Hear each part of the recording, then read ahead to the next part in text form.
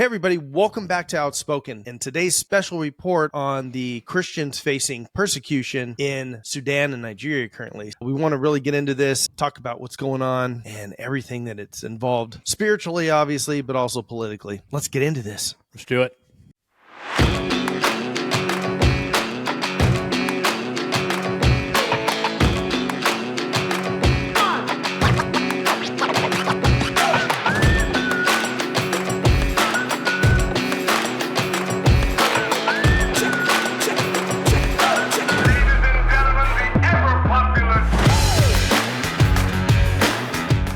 All right, everybody, welcome back. This is going to be a pretty serious topic for Joe and Jay, but we'll try to keep it as light as possible. Before we get started, make sure and smash that like button, subscribe to Outspoken, share the show with everyone you know, and hit the bell icon to get updated when we upload new episodes. Joe, lately, a couple weeks ago, Trump announced that he was going to start laying the hammer down on Nigeria with military action due to everything that's going on over there with Christians, you know. Just for folks like myself, I'm not a person that, I don't have cable or anything, so I don't follow Fox News or CNN or any of that kind of stuff. So most of my information comes from either Google or a couple social media platforms that I try to not be too serious on. For folks like myself that aren't really versed on everything that's going on, I'm sure you should have heard by now. Over in Nigeria, Christians are facing severe persecution through a bunch of different avenues. It's mainly Islamist militant groups. Boko Haram's involved with it. Islamic State West Africa Province, so they call it what is the acronym for that? ISWAP. And then the Fulani herdsmen that are over there. So there's a lot going on, and these folks are being killed and basically burned out of their homes. I mean, that's the simplest way to say it. Right now, the government response to Nigerian government's been criticized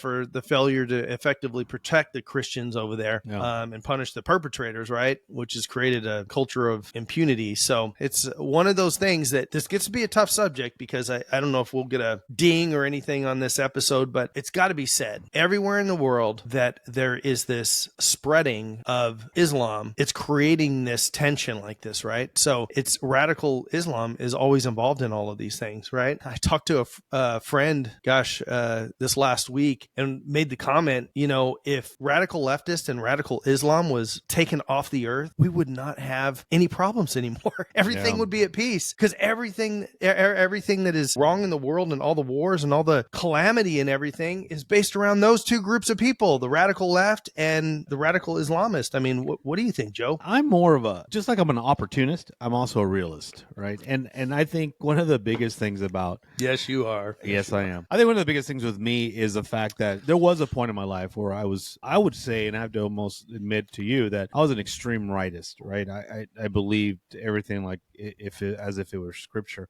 But I think as I get older and I get more involved in my church and my community and just with people and start listening more, because I was one of those people that never listened. I always talked. And so thus a podcast. I think that the reality of things is like we might seem things like, hey, if they're gone, if the problem's gone, now we'll just have other problems, right? We'll just create because that's how we are. But between 2009 and 2023, the estimate of loss of Christians in Africa, I don't think there's ever an accurate reporting because you have to keep in mind the people who are reporting it or recording it. But the estimates run from anywhere from minimum of 50,000 to over 100,000 Christians have died. Now, you said earlier the Islamists are to blame for this, and they are. But I think the importance to understand is that it's the extreme Islamists. Like any religion has their belief system. They believe in whatever they're going to believe. You know, I don't ever see any violence in people who follow Buddha because they're all about inner emotions and connecting to who knows who. And that's fine. That's their play on life and that's their play in religion. I personally feel like I'd rather refer to them not as a religious group, but more of a terrorist group because there's terrorism anywhere you look at it. Most recently, there's NFL terrorists, right, where they say bad things about my Dallas Cowboys. And well-deserved, I would add, well-deserved because they are horrible. All joking aside, I think it's important to understand that, and this is not coming from a religious aspect or from even a political one, just as a human, is that people shouldn't lose their lives because of the religious belief. It's been happening. Right. It's been happening since Christ came. It's been happening. The reality of things is that if you look at it, I mean, there's already, and I hate to say this, I hate to use this term because people who are progressives use this term so loosely, and the term I'm referring to is genocide. They call everything a genocide. The reality of things difference is what they're doing in Nigeria, what they're doing in Africa is genuinely a genocide. They're eradicating any evidence of Christianity. And that is crazy to me because that happened. When did that happen? 1941, right? Happened back in Nazi Germany. These things are crazy to me because what is your purpose? Now, I get what you're saying as far as the religious aspect of it, but this terrorist group, these Islamic terrorists, they're literally eradicating Christianity in a country that they know is really controlled by terrorism. You have it in the Congo, you have it everywhere happening in Africa. When President Trump put that warning, and I want to call it a warning, right? Because what's happened is that now the government over there is like, we better get to it because the last thing we want is America getting involved in fixing these problems for us. And we all know that President Trump has made some peace treaties down in Africa and the Congo and different places that he probably has the ability to say, hey, you need to fix this or we're losing stuff here. Again, I think it's sad to see. Man, I've seen this comedian that went up to do a show and afterwards, and he was cracking on Christians, bro. He was just making fun. He was talking about just funny stuff. And after that, he went on this podcast and asked him, hey, bro, those jokes you made about Christians, he goes, I've never heard you say anything, a joke about Islam. Why won't you do that? Right. And he refused to even talk about that subject. Like he wouldn't even comment on it, right? Like he was like, oh, that's crazy that you didn't bring that up. I'm just a comedian. I do jokes at expense of Christians. In the same breath, why wouldn't you do jokes about Islam? Because you'll probably get shanked, bro. You know what I mean? Because like you said, there's extreme Islamists out there that's going to go like, was that you talking about, Muhammad? And then boom, done. There's fear behind it. And see now, getting into the political aspect of it, why do you think there's so much violence on the left? We want to take it step by step, but with that reference I just gave you, or that example I gave you with the comedian. I'm going to give you the same example with political aspect of it. Why is the left so violent? Because they know the right is not. Because they know that on the right, we're just going to let them do their thing, and we believe in law and order, and we believe in, as much as we don't like what you're saying, we believe in freedom of speech. We believe that those rights were given to us for a purpose and for a reason. And so that's why they feel so, what's the word I'm looking for? So free to be how they are. Tearing signs off from people who are protesting. They're almost pro-choice. All these things that they do, they crazy stuff. They assault people with Starbucks, they dumb stuff. And they get away with it, and and it's because they know, well, the right's not going to touch us. They know. And they know we're not violent people. Christians, the same thing, brother. They know we're not violent. We know that, hey, while you're slaughtering us, what are we going to be doing? Praying to God, right? Praying for you. And that's what's going to happen. And they know we're not violent, right? But it's not until people like President Trump, who, it was funny, bro. Just funny because I was watching. One thing about Trump is that he tells it like it is, right? He has no filter. He'll tell you, I'm the best ever. I did this and it was only me. You know what I mean? But he was probably the best ever. I don't know. Probably the best ever. Yeah, I'm the best. But you know what's funny? There was a candid moment when he was on Air Force One. He was flying back from Israel or going to Israel. I don't remember. And the something about him going to heaven came up. And you know what he said? He's like, oh man. He goes, I'm not going to heaven. He goes, it'll be very hard for me to get into heaven. He acknowledges that he's a sinful man. You know what I mean? Yeah. And so when you have a man like that, I think he's able to make the hard decisions that us as Christians cannot. Like as a Christian, it's hard for me now as a Christian to take someone's life, right? I'm like, I got to think twice about it. Unless my family's, so the people that I love are threatened. And, but him, Absolutely. He's like, look, man, I don't want to kill all these people, but if I have to protect these Christians, then I have to do what I have to do. I hate people to have to starve, but if they don't open up the government, then I can't pass these bills. You know what I mean? It's like he makes decisions that are difficult, and he knows that in doing so, might not be doing the right thing in the eyes of God. So he's accepted his fate. As Christians, we accept our fate regardless of what it is. Good, bad, indifferent. In a political aspect, as conservatives, we're also the same way. We're going to go vote. We're going to do what we need to do. Boom, we lost. We accept fate and we move on. We continue to work. We continue to do, but we don't go out protest. We don't break windows. We don't burn stuff. We don't steal. We don't go steal Air Jordans. We don't go steal jerseys. We don't do any of that stuff. We go as God intended for us to continue to go work and labor and do what I have to do. Yes, I feel like the last thing I want, bro, honestly, is spread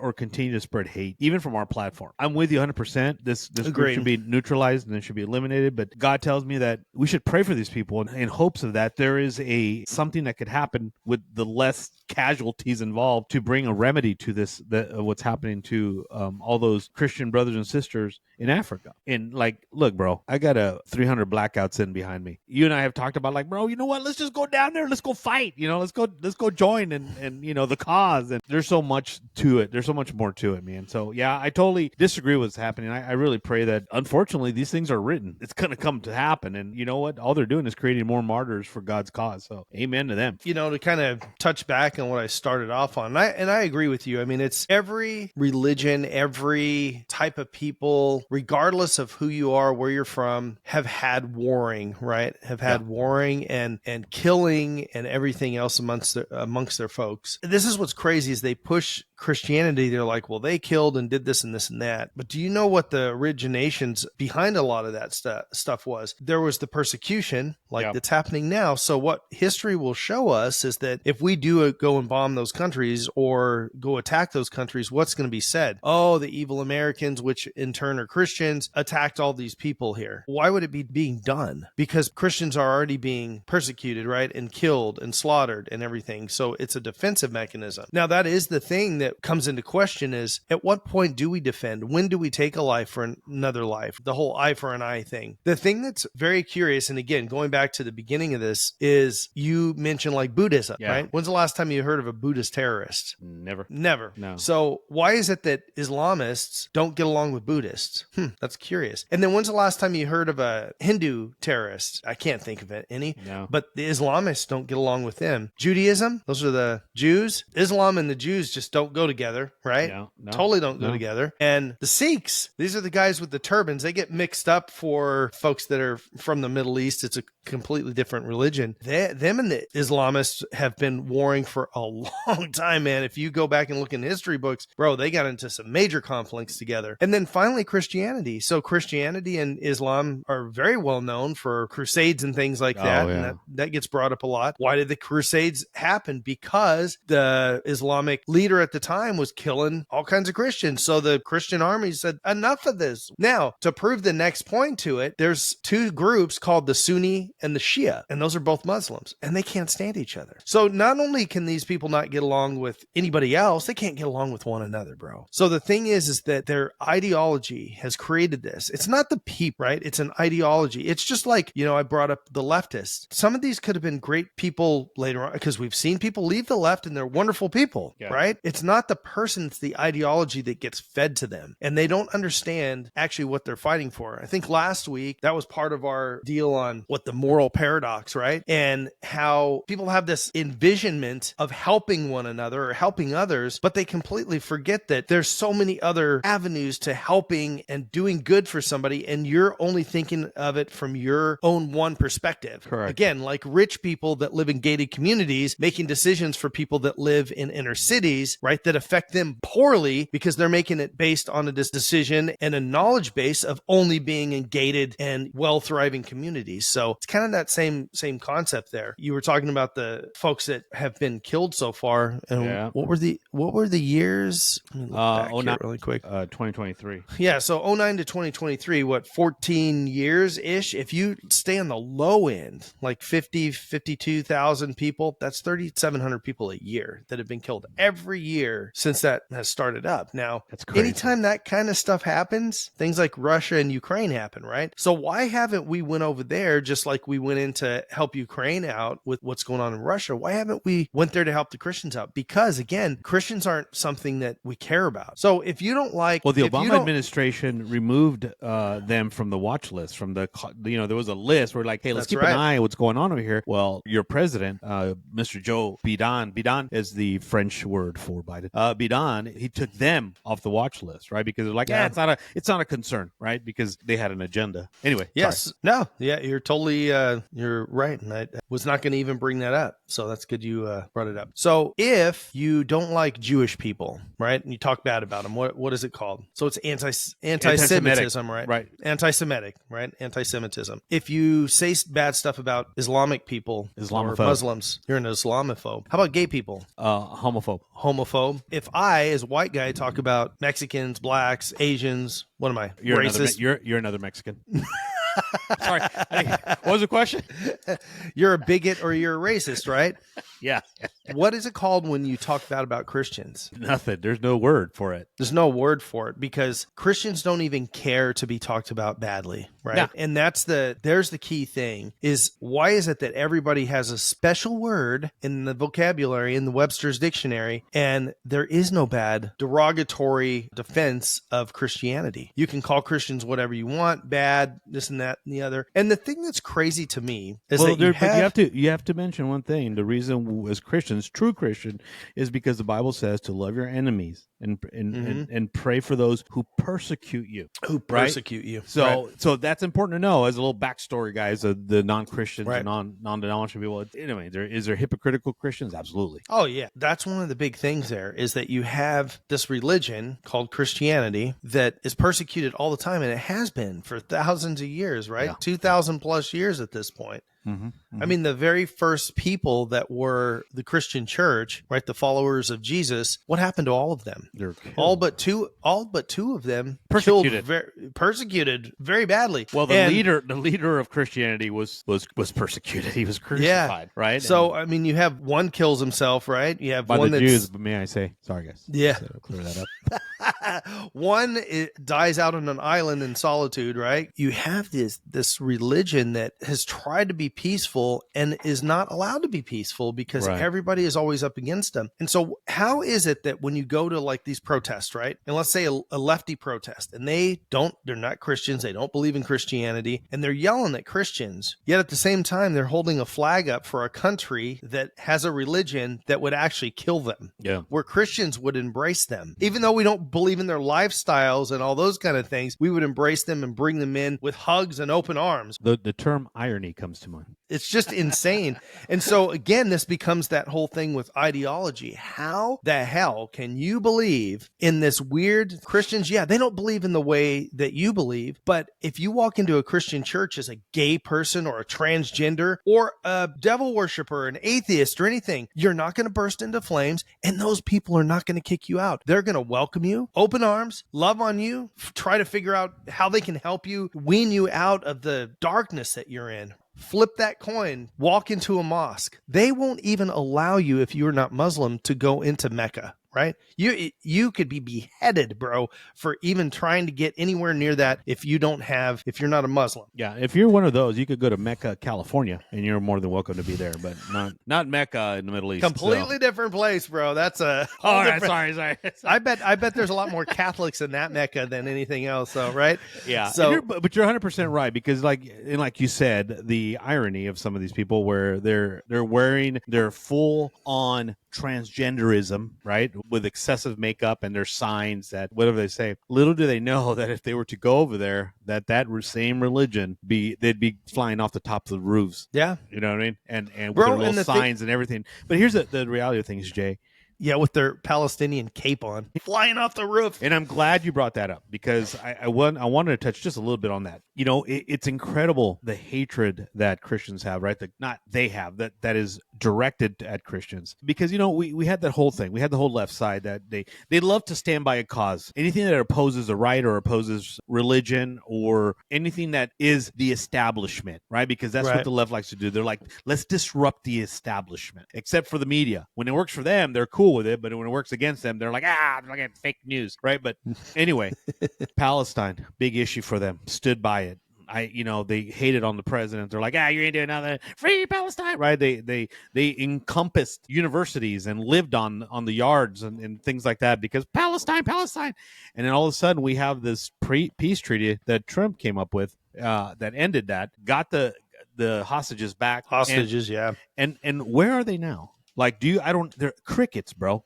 Crickets when it comes to now the persecution of Christians in Africa.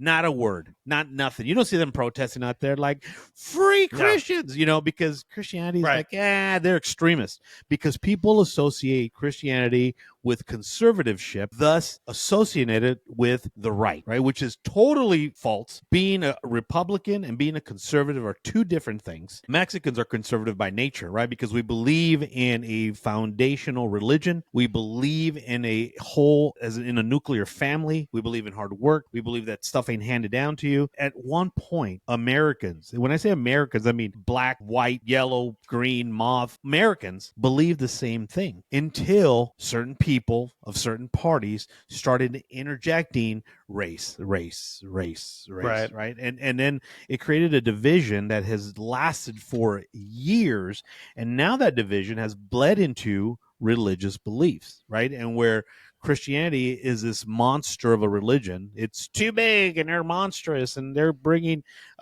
your false gods and things like that. And the problem with that, and here's the problem. In Islam, you have the extremists, right? And then we have just people that believe in the religion, but you don't hear from those. You hear from the extremists because they are extreme. Christianity kind of is the same thing. They don't hear about the core values of Christianity. Why? Because you have Protestants, you have non-denominationals, you have Catholics, you have all these different religions that tend to have the same message, but take different paths to get to it. You know what I mean? And so people are all confused, like, oh, yeah, how about the Crusades? Well, yeah, those were Catholics, right? And they really took stuff literal back then, an eye for an eye, sword for, this and that. So it happened during pre-Jesus times. It happened, right? During Moses and during Jeremiah and all. It happened then. It stopped when Jesus came, right? Because that was the beginning of a new covenant. Things happened in the past. That's just kind of like what we talk about slavery. People keep bringing it up. I'm like, how long ago was that? What you're buying in that? Oh, you're black. Oh, okay. I'm sorry. That's it. Because I'm black, I'm a slave, and because you're white, you're a slave owner, right? But anyway, and so the thing is, there's so many separations that people get confused, and I get it. There's a confusion when it comes to Christianity as a whole, because there's so many different types of Christianity, right? Because Mormons are considered Christians, Jehovah's Witnesses are considered Christians. All these people are considered Christians or call themselves Christians, yet do not live a Christian life. I am speaking of everyone, whether you're a Jehovah's Witness, whether you're a Protestant, whether you're a Mormon, whether you're a Mormon that has 50 wives, whatever the case is. Did you say a Mormon? Yeah, there's Mormon and there's Mormon. Mormon. Yeah. Do you believe in polygamy or not? There's the Northern Arizona, Utah Mormon. Okay, so those, bro, they're all still. They all call themselves Christian. But the point being that it doesn't matter. When it comes to a genocide, a true genocide, it is something that we should concern ourselves with, right? Because if we allow that to happen, it's like allowing Nazi Germany to continue with theirs, right? With their cleansing, putting a title to it and a justification. As human beings, when we sit back, as Americans, when we sit back at our comforts of our home, in our air conditioning, crying about where's my SNAP benefits, when there's people dying in another country for just a religious belief, bro, you guess what? They're not the problem, man. You are, because your life is dependent on so many things and not on God. You clearly, as a human being, you need help, you need direction, you need guidance, because you're living the wrong life.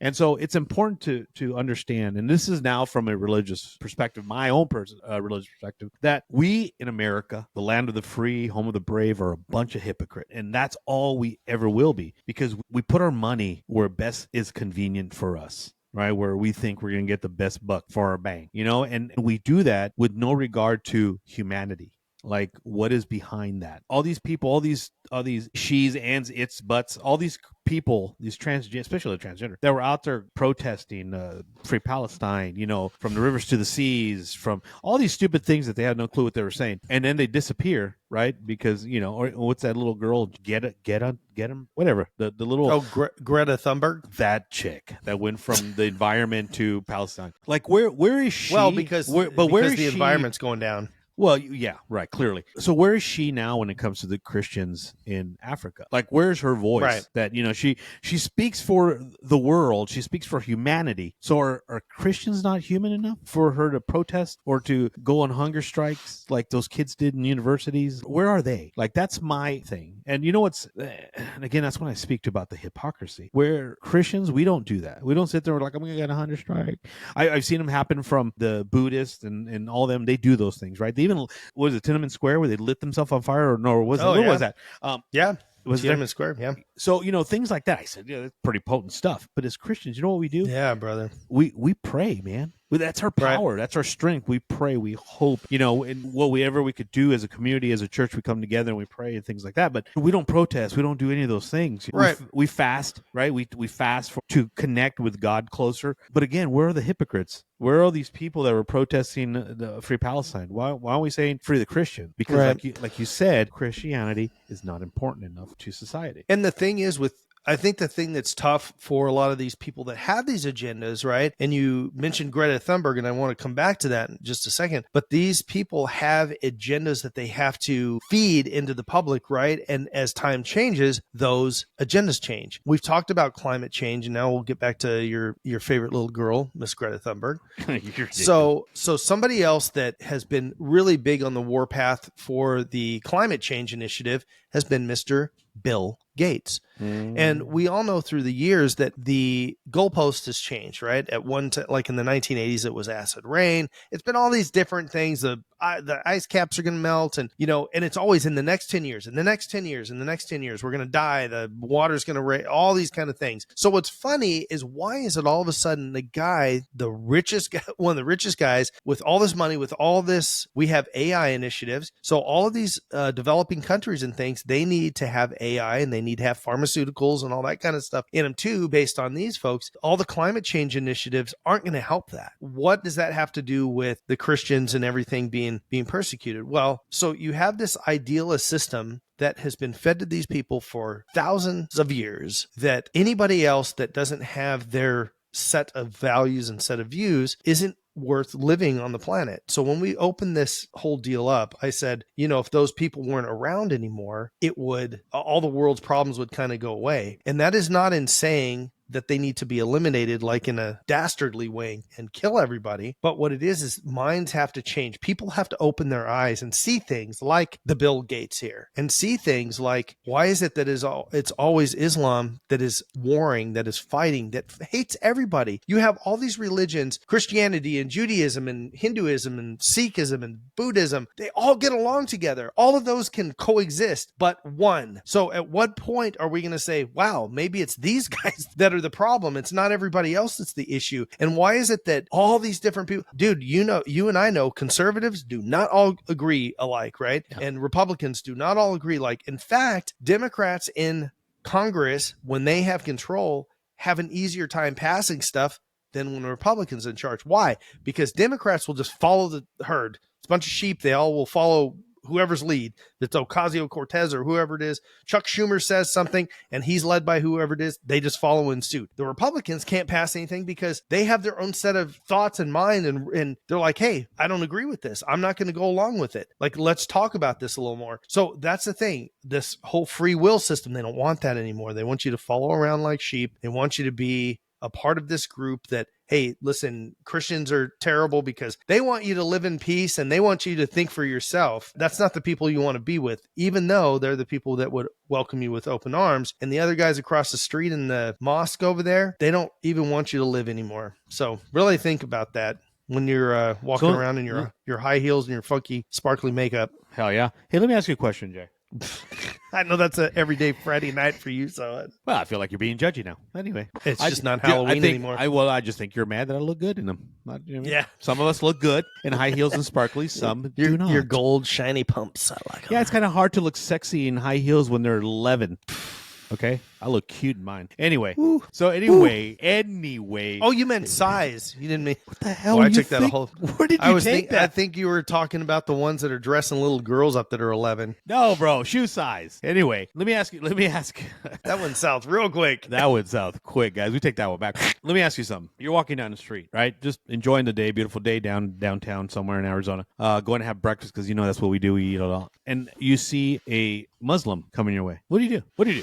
In all sincerity, what do you do? Do you avoid them? Do you have a conversation with yourself? Do you walk by them? Or do you greet them? I'll say it depends on if you make eye contact, if they're busy doing something. But, I mean, if we make eye contact, it's just like... No, you guys, two people walking down the street, opposite directions. Say hi to them. Yeah. Hey, good morning. That's it. So, and the crazy thing is that their views on that would be different. There's like, don't even look at these people because they're not part of a religion. They're not part of a belief system. And I think that's the only way we could combat things is there's a misconception of Christians, right? They think that if we don't believe in what they believe, we hate them, and that's not the case. We just don't want you to end that. We don't want your life to come to an end and have been following the wrong religion, right? And but that's just the way it is. We believe what we believe, and our job, if we get down to it, is to bring as many people as we can to what we believe in, but not in a way where like, hey, how you doing? You need to believe it, and we're holding a 300 blackout or a AK-47 to say you're gonna come believe what we believe, and you're gonna wear this vest with C4 on it until I was going to say, or a bomb vest, yeah. Right. And look, man, I'm being dumb right now because that's the stereotypical thought of a Muslim, and we know they're not all the same because I've met some people that are Muslims and are nice people, Yeah, absolutely. But we as a group tend to just stereotype them like we do with anything, bro. We stereotype everything. You see a Mexican that voted red, and they're like, oh, he's a racist. He hates his own people.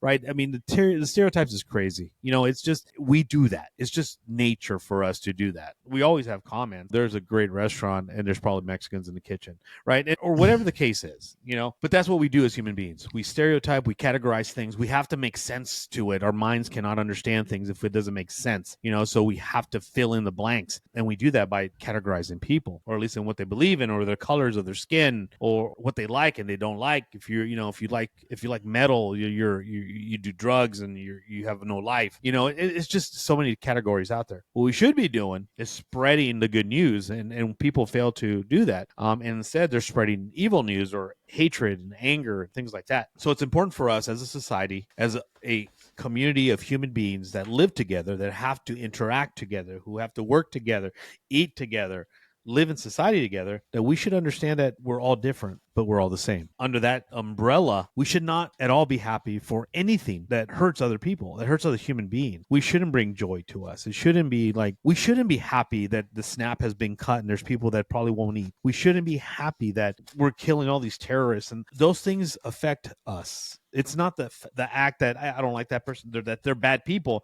The fact that we've now introduced hate and anger into ourselves, right? And it so easily flows into everything else that we dislike, right? Yeah. That dislike turns into hatred because we hate something that we shouldn't be hating. Like all of a sudden, I hate mushroom. Really, and hate's a strong word. Like, I just don't like mushroom. You know what I mean? It's not a big deal. And I think as a society, we need to get better. And I think that's that's the message that I want to send, brother, is that we as a society should understand that we live in this world as one being, right? We don't live as animals. We don't live as a flow of water. We live as human beings created for a purpose. Now, whether you take that purpose and run with it or you just throw it away, that's on you. It's entirely on you. But as human beings, we should respect each other, and we should kind of stay away from the spreading of that anger. We should stop the violence that's happening against any religious group. But you're right. We have to put a light on the fact that Christians who've been persecuted for over 2,000 years are in fact still being persecuted,